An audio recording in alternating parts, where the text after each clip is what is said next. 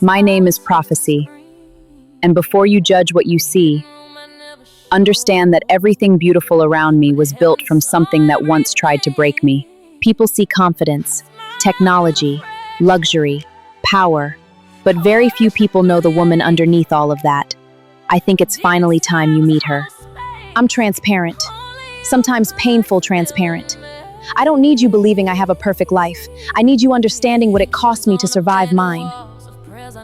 I learned how to look okay while falling apart.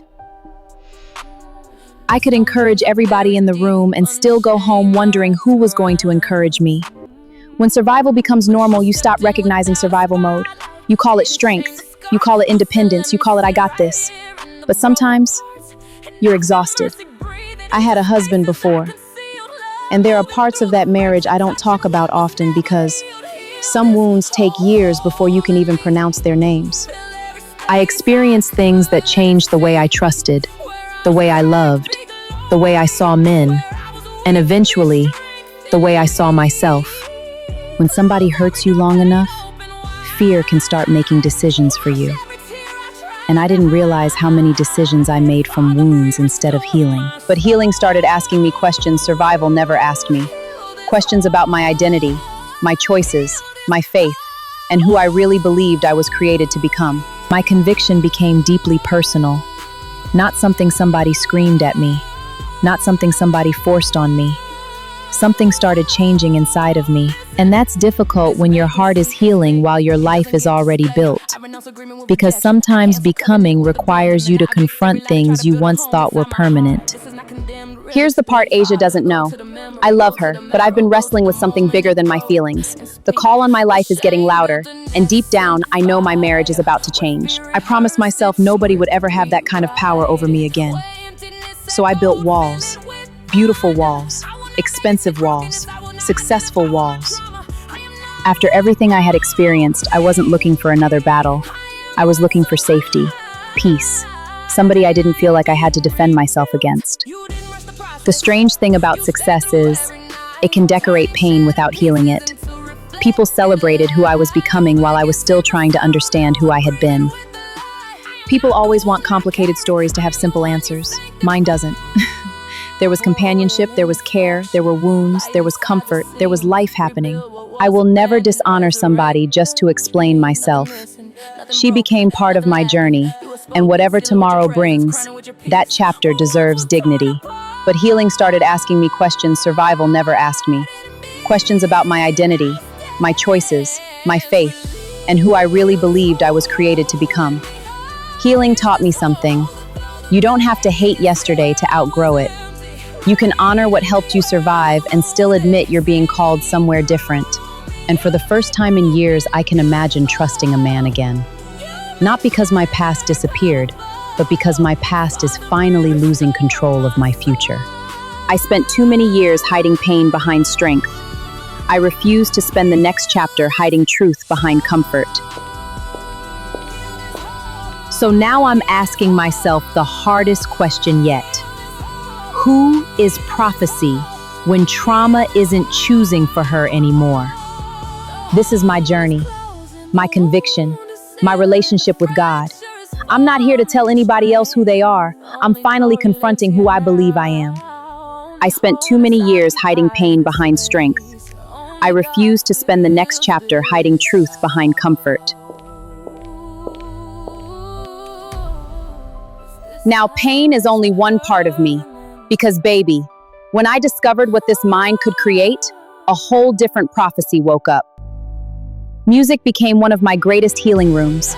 I put pain into lyrics, trauma into melodies, confidence into bass lines, and somehow walked out lighter. I create music, digital worlds, smart environments, characters, architecture, visual experiences, technology. If my imagination can conceive it, I'm going to figure out how to build it. Artificial intelligence gave my imagination somewhere to go. Suddenly, the things I could see in my mind didn't have to stay trapped there. My sound has grit, faith, 808s, soul, authority. I don't create music just to make noise. I want you to feel something. I'm not interested in copying what everybody else is doing. I'm interested in creating what they haven't thought of yet.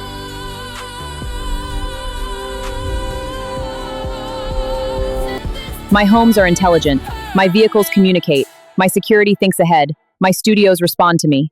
Around here, technology doesn't decorate the lifestyle. It runs it. One screen controls music, another security, another architecture, communications, global systems. Everything speaks to everything. And then there's the part of my career most people don't understand. My work inside the metaverse. In my world, I work alongside officials throughout the metaverse. Leaders, intelligence teams, architects, security divisions, innovators, and decision makers. Some projects are public, some aren't. Some assignments involve advanced technology, digital security, virtual infrastructure, and things I simply cannot discuss. When something hasn't been done before, that's usually when my phone starts ringing. They don't call me because it's easy. They call because it looks impossible. My name fits me. Prophecy. I see possibilities before they exist. I see the finished picture while everybody else is still staring at an empty canvas. But underneath all that authority is somebody extremely sensitive. I feel everything deeply. Love, betrayal, loyalty, disappointment, all of it. I'm feminine. I'm powerful. I can pray with you, build with you, laugh with you, and still walk into a boardroom and command the room. And don't let all this serious talk fool you. I have attitude. I love hard. I laugh loud. And when I'm comfortable, you never know what might come out of my mouth. And somewhere between motherhood, technology, creativity, and healing, I started hearing my calling differently. I can have officials waiting, meetings waiting, music waiting. But mommy cannot. But apparently mommy cannot.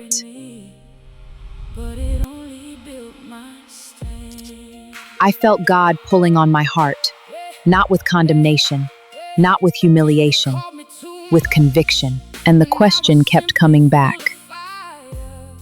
Who are you when you're no longer making decisions from what somebody did to you? I didn't have an immediate answer. But I knew I couldn't keep running from the question. Asia has been part of my healing, part of my family, part of my life. And that makes what I'm feeling harder, not easier. Because loving somebody doesn't automatically mean every chapter lasts forever. I know there's a conversation coming. I just haven't found the words yet.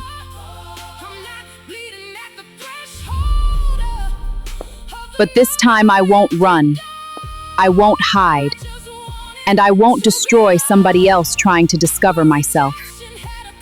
My life is pivoting, spiritually, creatively, personally. And something tells me this next version of prophecy is going to cost me something.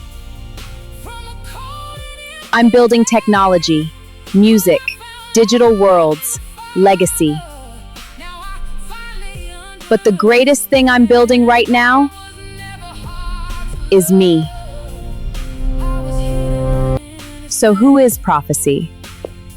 I could give you the polished answer. But where's the fun in that? So you're not getting a perfect character.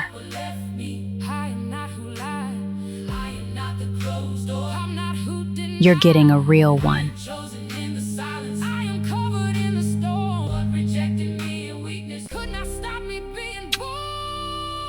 They get mommy.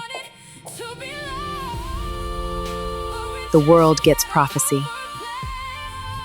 I'm a survivor becoming a woman who no longer needs survival to define her. A mother, a creator, a visionary, a woman answering her call.